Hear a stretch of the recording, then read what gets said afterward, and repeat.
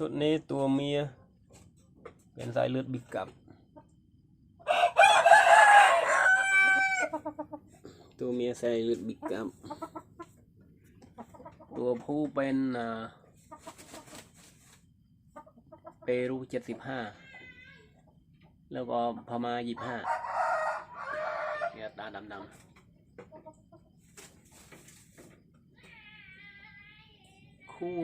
คู่ไอ้เจ้าดำกับไอ้เจ้าเรืองไอ้สายเปรูคู่เกิดกัน